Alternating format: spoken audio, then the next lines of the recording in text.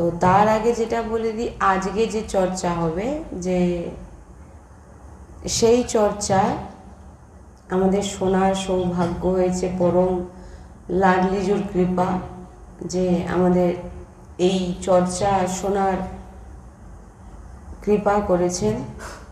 তাই এই রসময়ী নিকুঞ্জ বাটির চর্চা যাতে ধ্যানপূর্বক শোনা হয়, যাতে কোনো রকম নিদ্রা কোনো রকম যেন না আসে। কারণ এই লীলা শ্রবণ করা, এটা জেনে নিতে হবে, অতি ভাগ্যবান না হলে এই লীলা শ্রবণ করা খুবই অসম্ভব। তাই ডুবে শুনতে হবে। নিদ্রা আদি আসলে উঠে পড়ে হাঁটুন, ঠিক আছে, কিন্তু ধামে যখন, তো এই গোষ্ঠ বৃন্দাবন থেকে মহারসের বর্ষা হচ্ছে গোপী বৃন্দাবনে। এরপর যে বর্ণনা করছেন সেখানে বলছেন, अत्या आश्चर्य सर्वत सम्माद विचित्रा श्रीमत राधा कुंजवाटी चकशिति तद्य भावयो विशुद्धोति पूर्णस्य तद्रूपामा तद्रुषुनामा तादि सर्वा। বলছেন যে এই মহাপ্রেম রস প্রকট করে কে? বলছেন নবনিবৃত্তি নিকুঞ্জ বৃন্দাবন, গোষ্ঠ বৃন্দাবন, গোপী বৃন্দাবনে মহারসের কথা বলছে। তাহলে নবনিবৃত্তি নিকুঞ্জ বিলাসকে কি বলবেন? সেখানে প্রেমের সিন্ধু। দেখুন, এইগুলো হচ্ছে খুব কঠিন চর্চা, আর এইগুলো ভগবান যাকে তাকে শোনায় না। দেখবেন গিয়ে সব জায়গায় দেখুন এই চর্চা হচ্ছে নাকি? পাবেন না। স্থিতি নেই। তাই এই চর্চা খুবই রসময়ী চর্চা।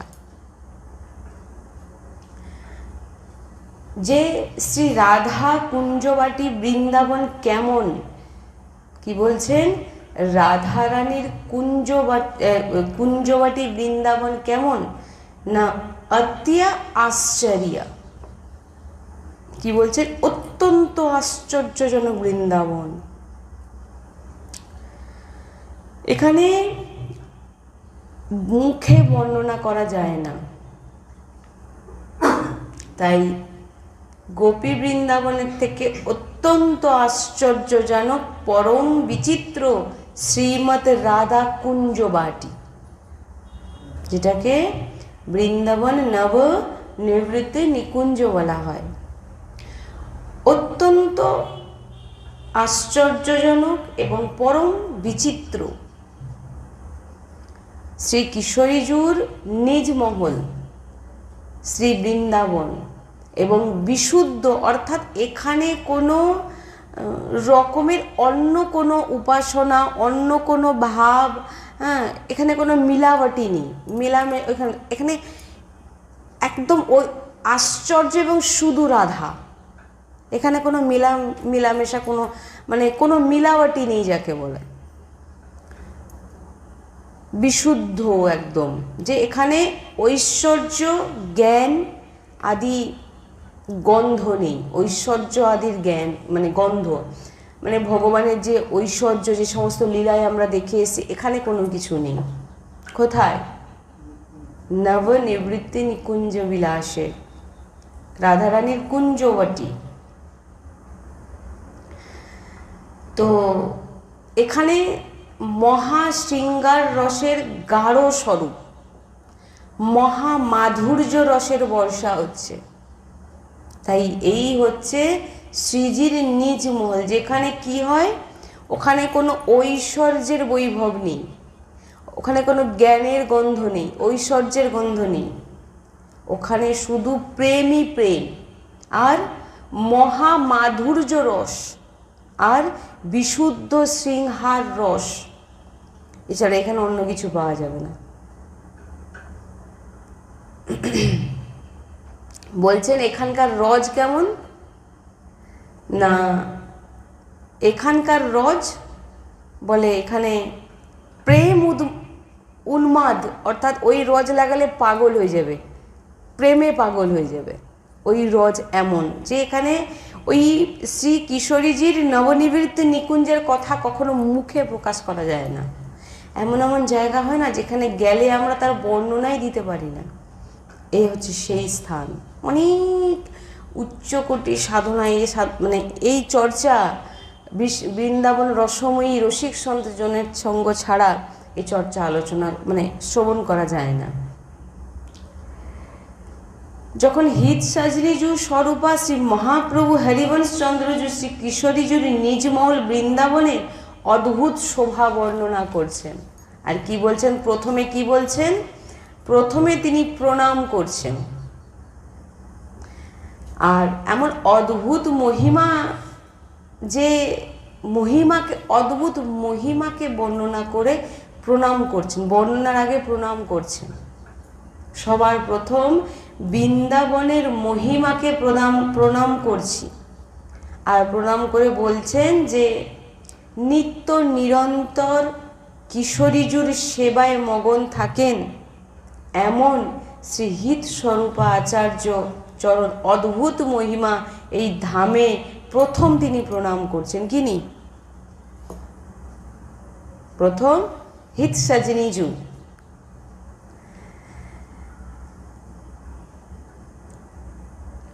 আর বলছেন যে শ্রী কিশোরীজুর কৃপা ছাড়া কেউ মন থেকেও চিন্তা করতে পারবে না বৃন্দাবনের বিষয়। বৃন্দাবন ধামের চর্চা, বৃন্দাবন ধামের রসময়ী প্রেমে ডোবা কিশোরীজুর রাধারানীর কৃপা ছাড়া কোনো দিন সম্ভব নয়, কোনোদিন সম্ভব নয়। তাই হিত সাজনীজু এখানে বলছেন যে শ্রী কিশোরীজুর কৃপা ছাড়া কেউই চিন্তাও করতে পারবে না বৃন্দাবনের। কেমন এই বৃন্দাবন? না, এই বৃন্দাবনে যাওয়ার কথা তো ছাড়ুন, মানে যাওয়ার কথা ছাড়ুন, ভুলে যান, চিন্তাও আসবে না, চিন্তাতেই আসবে না। যাওয়ার মনোভাব পরে, চিন্তাতেই আসবে না। আমি প্রণাম করছি, কতটা প্রণাম করছি হিত সাজনীজু বলছেন, আমার মতিতে যতটা আছে, পূর্ণরূপে প্রণাম আমি করতে পারবো না, তাই আমার সামর্থ্যও নেই সম্পূর্ণ মহিমা বৃন্দাবনের বলা বা প্রণাম করা। মহিমা অনেক আর আমার বুদ্ধি অত্যন্ত ছোট, হিত সাজনীজু বলছেন। কারণ এই বৃন্দাবনে যে চরণ বিহরণ করে ভগবান শিব, ব্রহ্মা, উদ্ধব, বড় বড় মহাপুরুষ যার চরণ রজ চান। বড় বড় মহাপুরুষ কার চরণ রজ চান? না, হ্যাঁ, ভগবান শ্রীকৃষ্ণের চান চরণ রজ। আর সেই ভগবান শ্রী হরি যার চরণ বন্দনা করেন,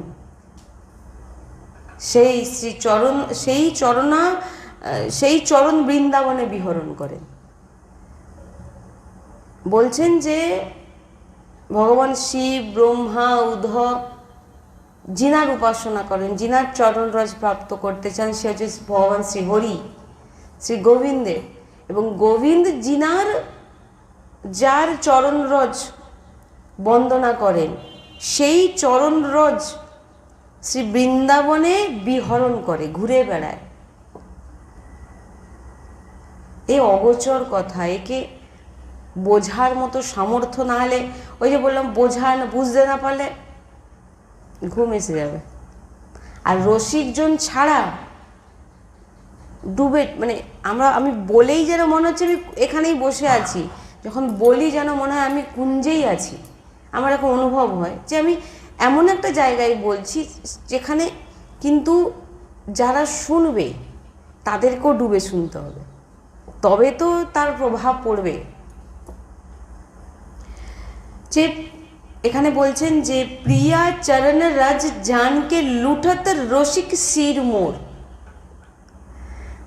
যে ভগবান শ্রীকৃষ্ণ যখন তিনি বৃন্দাবনে বিহরণ করেন, লাডলিজু, এবং ভগবান শ্রীকৃষ্ণ কি করেন, যখন জানেন এটি আমার প্রিয়ার চরণরজ, এটি আমার লাডলির চরণরজ, তখন ভগবান কি করেন, লুটপুট খায় সেই রজে, আর কি করেন, মাথা নামিয়ে প্রণাম করেন।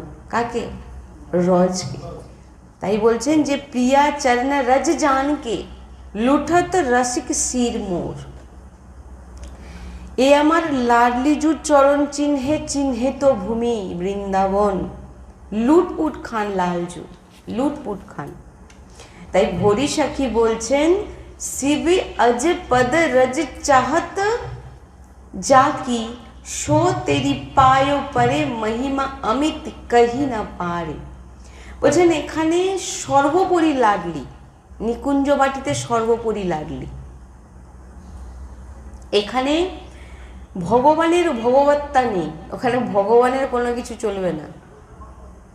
হ্যাঁ, এখানে ঠাকুরের এত ঠাকুরাই নেই যে অন্তর্ধান হয়ে যাবে। যেমন একবার একটা লীলায় বর্ণনা আছে যে কিছু কিছু জায়গায় ভগবান অন্তর্ধান হয়ে যাচ্ছেন, ভাগবতে আছেন গোপীদের সঙ্গে লীলা করতে করতে, কিন্তু ওখানে ভগবানের অত সাহস নেই যে ভগবান যখন ইচ্ছা অন্তর্ধানে যাবেন, চলে যাবেন, পারবেন না ওখানে। তাই বলছেন যে একটা লীলায় বলছেন যে একবার শ্রী হনুমান প্রসাদ পোদ্দারজি মহারাজ বলছেন যে একবার তিনি বলছেন লীলায়, তিনি যে একবার ভগবান শ্রীকৃষ্ণ গোপীদের মধ্যে আছেন এবং রাধারানীর সঙ্গে চোখে চোখে একটা কথা হয়ে যায় কি অমুক জায়গায় আমরা দুজন দেখা করব। তো দুজনেই সেখানে চলে গেছেন, মানে রাধারানী পৌঁছানোর আগে ভগবান শ্রীকৃষ্ণ পৌঁছে গেছেন।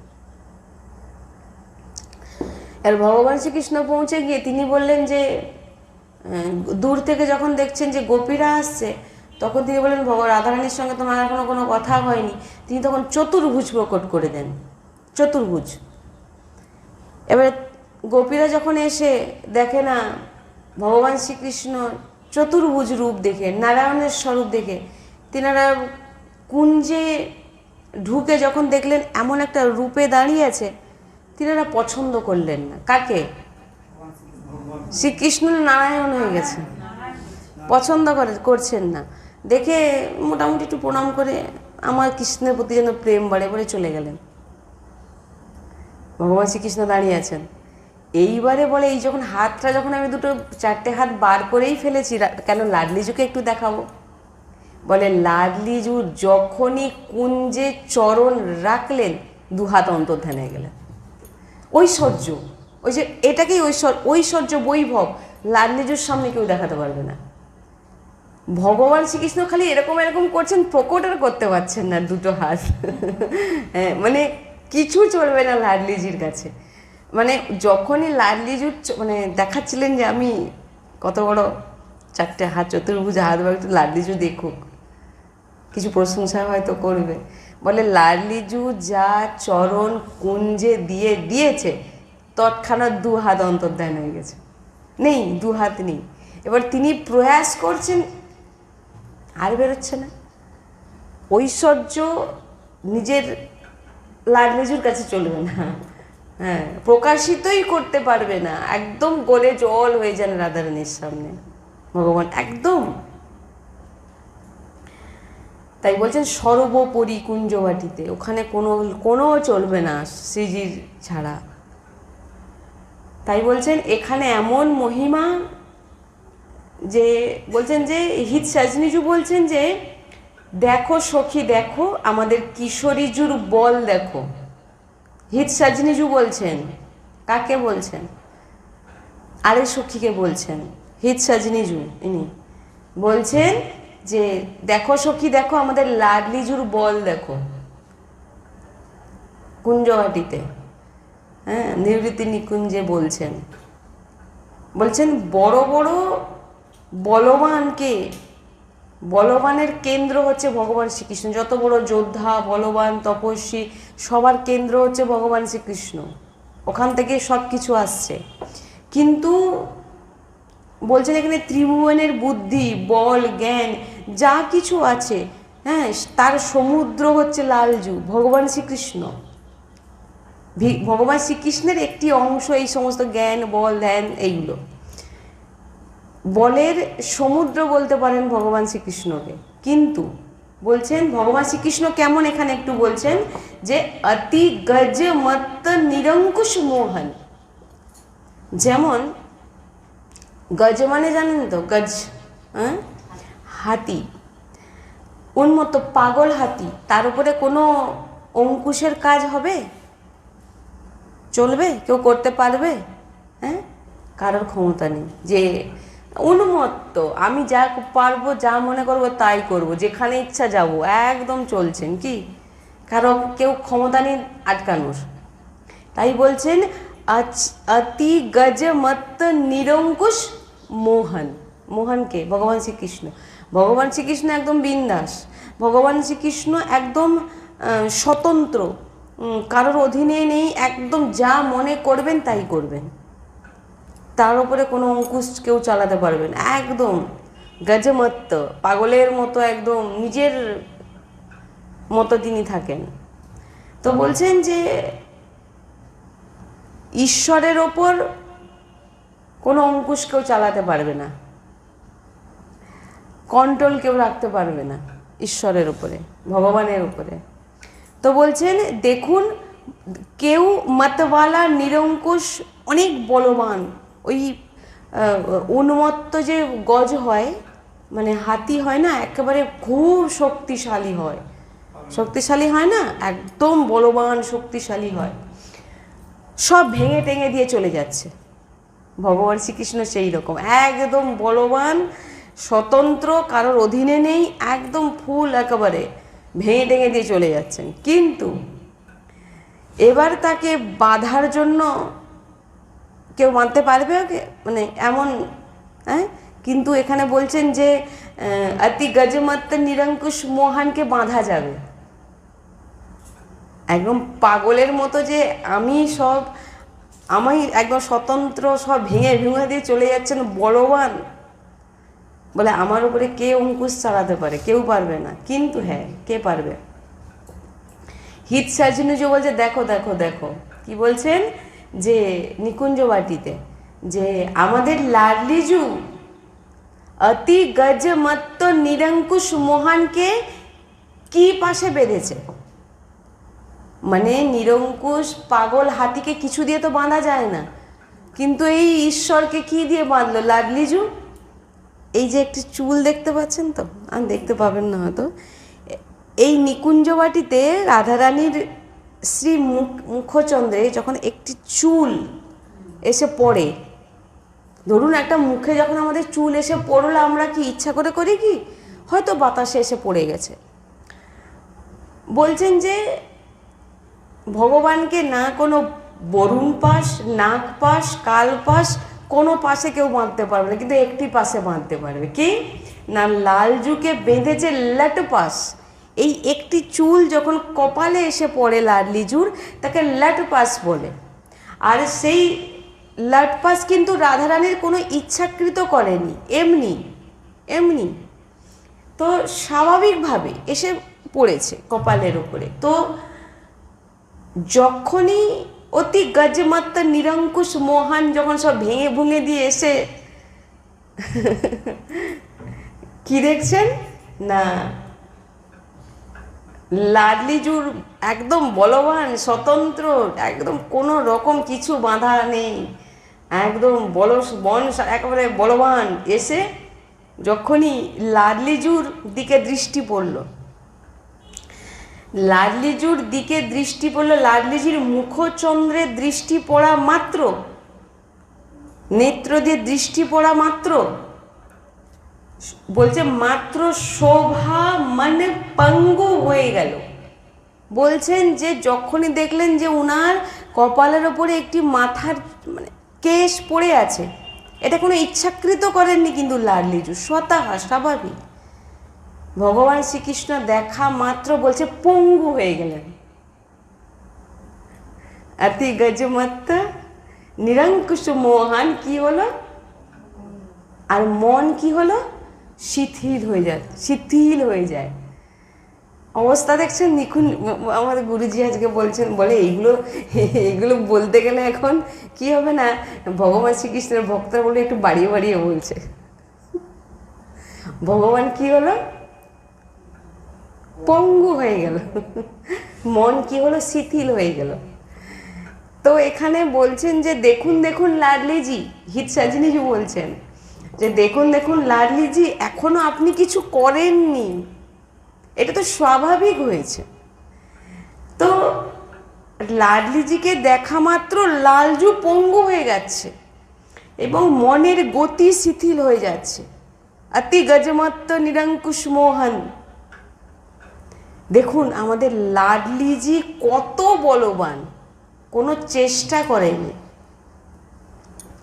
প্রিয়ার দর্শন মাত্রেই, মানে রাধারানীর দর্শন মাত্রেই মোহনলালের মনের গতি সবই কাজ করছে না, আর সব অকেজো হয়ে যাচ্ছে। মানে শুধু লাডলিজুর মুখচন্দ্রে ওই লাটপাস দেখে বলছেন যে সখী আমি ভাবছি, কে বলছেন, হিত সাজনীজু, নিকুঞ্জবাটিতে এই সমস্ত লীলা হয়।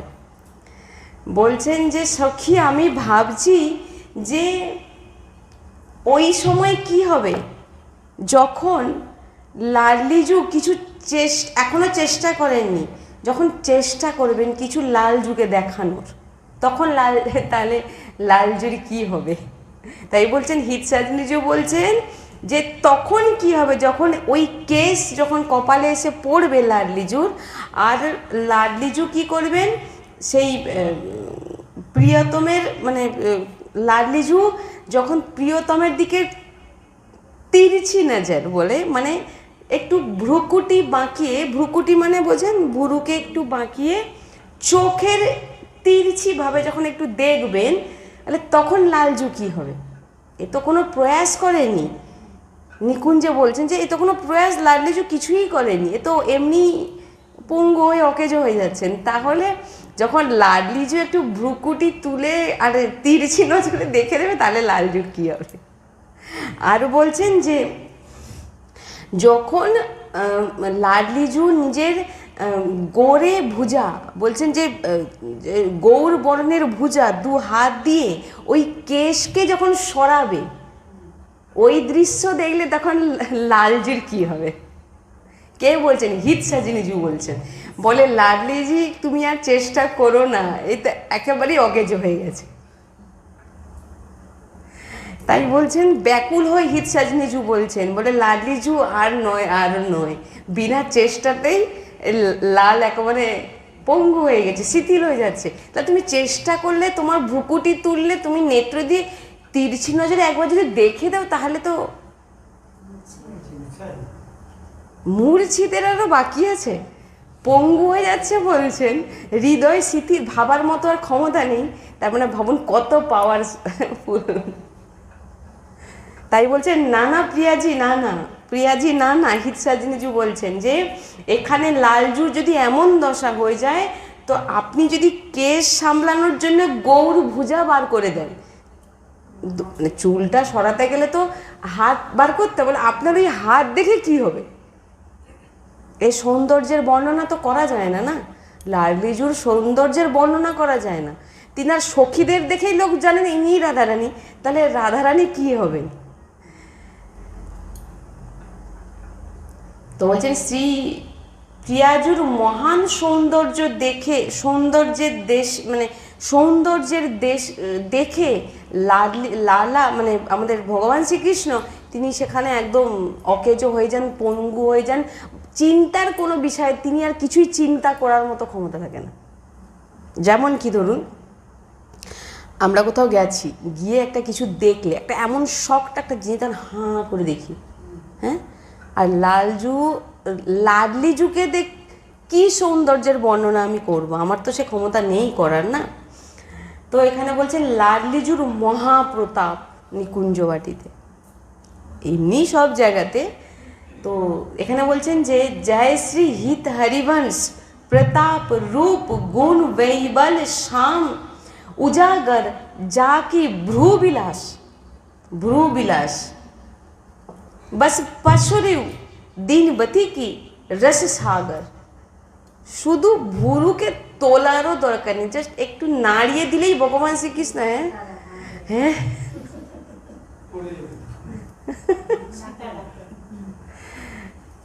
এইগুলো মানে এগুলো রসময় চর্চা, বৃন্দাবন রসিকজনের সঙ্গ ছাড়া এই রস আস্বাদন করা যাবে না, কারণ এ তো শাস্ত্রেও পাবেন না। এই রস এমন কথা দৃষ্টিতে মানে বলাই যায় না, জিহ্বায় বলাও মানে অসম্ভব। কারণ অনেকে বলে না এইগুলো কোথায় আছে শাস্ত্রে, তো বলছেন যে এখানে তো বেদের পৌঁছই নেই, বেদ তো ওখানে পৌঁছাতেই পারেনি, তো সে জানবে কি করে? কারণ বেদের যিনি বলছেন যে বেদের পৌঁছ গোষ্ঠ বৃন্দাবন পর্যন্ত। কালকে আমরা গোষ্ঠ বৃন্দাবনের চর্চা শুনেছি, সেই গোষ্ঠ বৃন্দাবনে বেদ সেই অবধি, এর ওপরে গোপী বৃন্দাবনেই যেতে পারেনি বেদ, যেখানে সব কিছু নিয়ম থাকে, কিভাবে আপনি চলবেন, কি করবেন, সমস্ত কিছু থাকে। সেই বেদের সেখানে পৌঁছ নেই, গোপী বৃন্দাবনেই পৌঁছ নেই, গোষ্ঠ বৃন্দাবন পর্যন্ত বেদের পৌঁছ আছে। আর গোষ্ঠ বৃন্দাবনে কে আছে, কে যা যেতে পেরেছে? মানে যেতে পারেনি, ধূলিকণা হতে চেয়েছিল কে? ব্রহ্মা। ব্রহ্মা চেয়েছিলেন। তাহলে ব্রহ্মার কাছে বেদরা কি করেন? প্রণাম করে স্তুতি করেন। তাহলে সেখানে যাবেন কি করে? এই লীলায় পৌঁছাতে জানবেন কি করে? এরপরে বলছেন যে বেদের পৌঁছ গোষ্ঠ বৃন্দাবনেই সমাপ্ত, আর উপরে যাওয়ার কোনো ব্যাপার নেই। কারণ গোষ্ঠ বৃন্দাবন বনে বিহার হচ্ছে বেদ প্রণাম করে দূর থেকে দাঁড়িয়ে থাকে, গোষ্ঠ বৃন্দাবনে প্রবেশ নেই। গোষ্ঠ বৃন্দাবনে যখন বিহার হয়, অর্থাৎ ভগবান শ্রীকৃষ্ণ সখাদের সঙ্গে খেলছে ঘুরছে আদি, দূর থেকে বেদ যখন দেখে প্রণাম করে চলে যায়, ওই অবধি। গোপী বৃন্দাবনে যাওয়া দূরের কথা, ওনাদের মতিতেও নেই। এই এখানে পরিষ্কারভাবে বলে দিচ্ছে যে গোপী বৃন্দাবনে ব্রহ্মার পৌঁছ নেই। আছে কালকে আমরা কি শুনেছিলাম?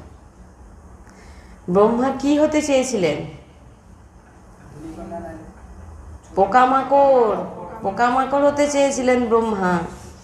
তো এখানে ভাবুন, এই বৃন্দাবন যেখানকার প্রকাশ কেবল সহজ, এই প্রকাশ শুধু সহচরীদের হৃদয়ে হয়, শুধু সহচরীদের হৃদয়। এই যে প্রকাশগুলো আপনি আমি যে শোনাচ্ছি না, এগুলো সহচরীদের হৃদয়ে প্রকাশিত হবে, যাত্রার হৃদয় হবে না। যিনারা সহচরী তিনারা এই রস আস্বাদন করতে পারবে, তিনারা বুঝতে পারবেন, নচেত ওপর দিয়ে। এখানে কেবল সহচরীর প্রবেশ। কোথায়? তাই আগম নিগমের অগোচরের কথা এখানে বেদ পুরাণ উপনিষদের কিচ্ছু জানে না, কারণ ব্রহ্মারই তো গোষ্ঠ বৃন্দাবন অবধি, তারপরে কেউ জানে না। অনেকে বলে এই তো আমরা এরকম কথা তো শুনিনি, এরকম কথা তো জানি না, কোথাও পড়িনি। বলে ভাই পড়বে কি করে তুমি?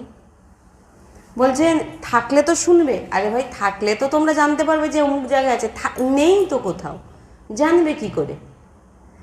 বলে তবে কোথায় আছে? এই রসময়ী চর্চা কোথায় আছে? না, শুধু বৃন্দাবনে আছে। এই রসময়ী চর্চা শুধু বৃন্দাবনের সহচরীদের মধ্যে পাবেন। এই যে চর্চাগুলো, ভগবান শ্রীকৃষ্ণ মূর্ছিত হয়ে যাচ্ছেন, ভগবান শ্রীকৃষ্ণ চরণ সেবা করছেন, রাগলি ভগবান শ্রীকৃষ্ণ, এগুলো কোথায় পাবেন?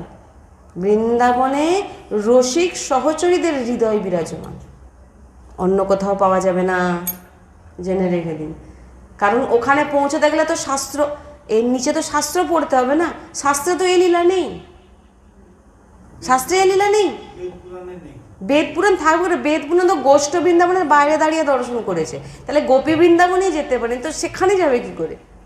বেদ পুরাণ কেউ জানে না, তা জানবে কি করে এরা? শুধু জানে সেখানে নিবৃত্তি নিকুঞ্জের সহচরী ভাব যার হৃদয়ে আছে, তারাই জানতে পারবে এই চর্চা, বুঝতে পারবেন।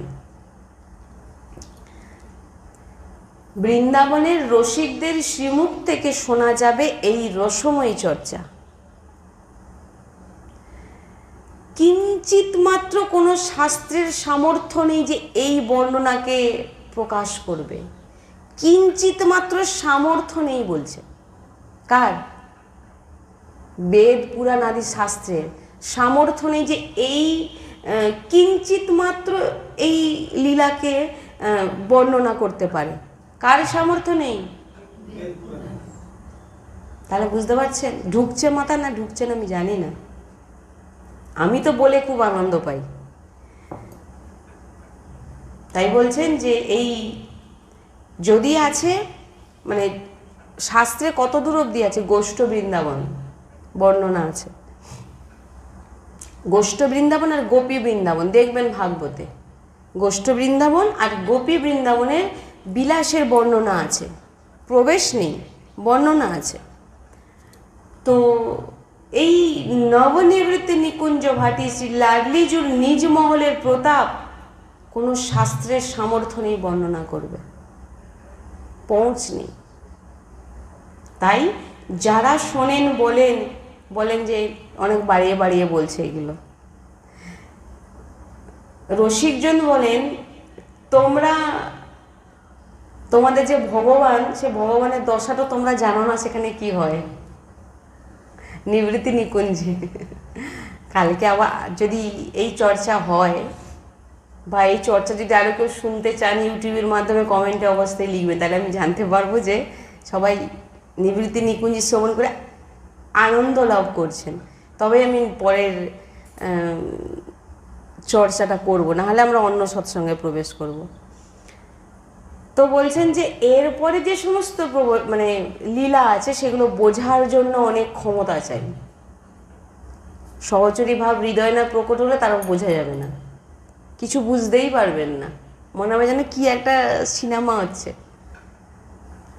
তো বলছেন যে নবনিবৃত্তি নিকুঞ্জ ভাটিতে শ্রী লাডলিজুর নিজ মহলের প্রতাপ।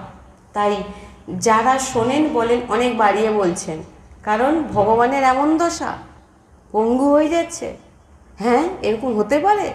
ঈশ্বর তিনি নাকি দর্শনে, কেশের দর্শনে অজ্ঞান হয়ে যাচ্ছে, শিথিল হয়ে যাচ্ছে। তো রসিকজন বলেন তোমার ভগবানের দশা নবনিবৃত্তি নিকুঞ্জে যে কেমন সেটা আমরা দেখে নিয়েছি। কারা বলছেন? সহচরী।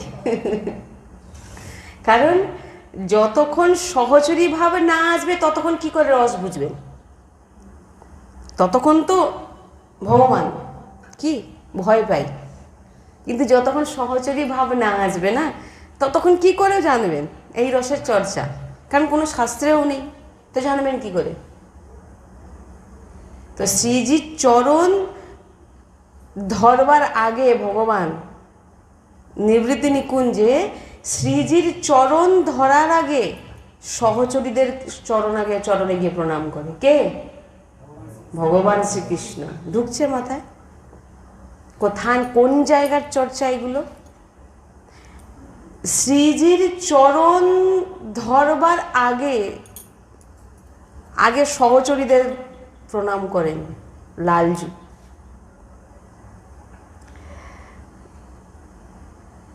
ব্রহ্মাজি কোন চরণ রজ চাইছেন?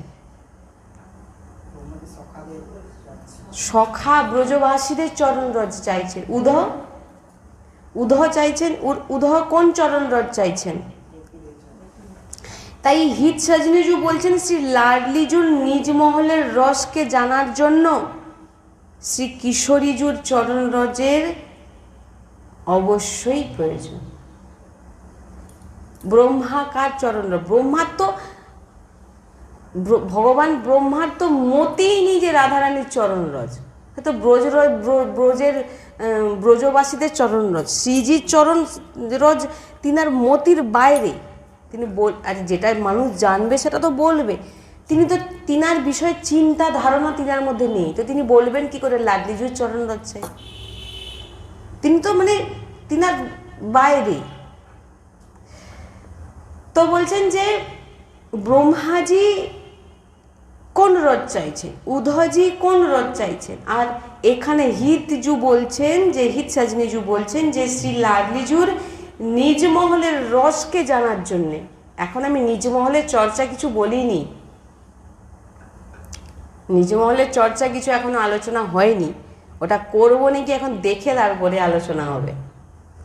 নিজ মহলের ভিতরে কি কি লীলা হয়, লাডলিজুর নিজ মহলের রস জানার জন্য, নিজ মহলের ভিতরের রস জানার জন্য অবশ্যই,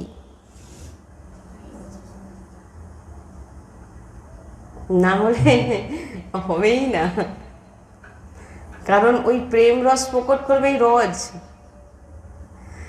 তাই বলছেন যে শ্রী কিশোরীজুর চরণের রজ, তাই বলছেন যে আপনার চরণ কমলে যে যুক্ত রজ পরম অদ্ভুত বৈভব, যে লাডলিজু তোমার চরণের যে চিহ্নিত যে রজ, সেই রজ হচ্ছে অদ্ভুত বিচিত্র বৈভব।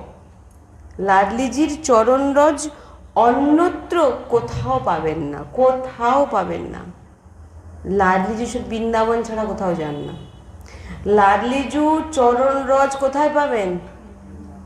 আর কোথাও পাবেন না, কোথাও পাবেন না। কোনো সাধনায় এই রজ পাওয়া যায় না। ভাবছেন কি আপনারা সাধনা করে রজ লাগিয়েছেন নাকি? অসম্ভব। এটা কিসে লাগিয়েছেন, কিভাবে কেন লাগিয়েছেন, বা কি করে লাগালেন? কৃপায়। এখানে পরিষ্কার বলছে কোনো সাধনায় ব্রজ রজ লাগাতে কেউ পারবে না। আমাদের পরশুদিনের চর্চায় ছিল লজ্জা লাগবে, রজগুণ আপনাকে লাগাতে দেবে না।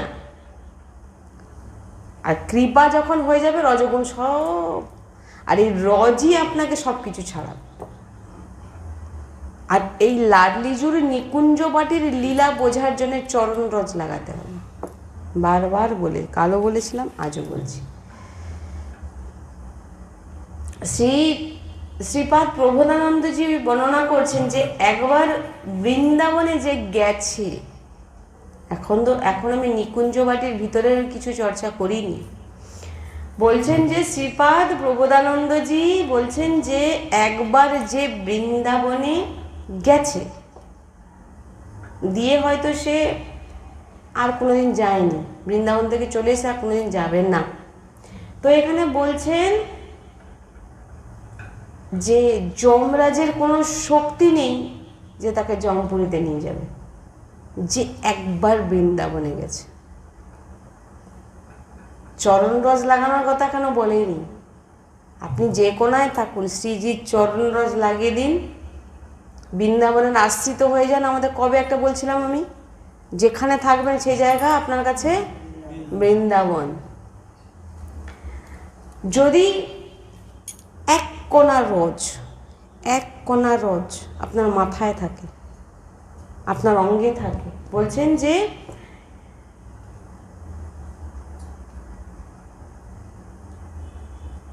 একবার বৃন্দাবনে গিয়ে বিহারীজু, রাধাবল্লভজু, রাধারামনজুকে দর্শন করেছেন।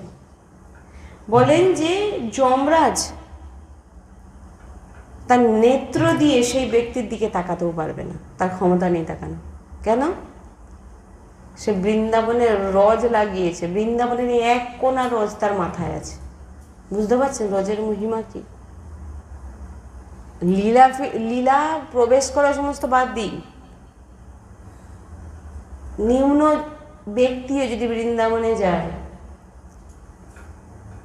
আর যদি বৃন্দাবনের রজ তার মাথায় থাকে, আর রাধাবল্লভজু, বাঁকে বিহারীজু, রাধারমনজু আদি দর্শন করেন, তো যমরাজের ক্ষমতা নেই যে তাকে নরকে নিয়ে যাবে, তার দিকে তাকাতেও সাহস পাবে না। তাই বুঝতে পারছেন কি রস আস্বাদন করছেন, ভগবানের কি দশা হয় জানেন নিকুঞ্জ বাটিতে।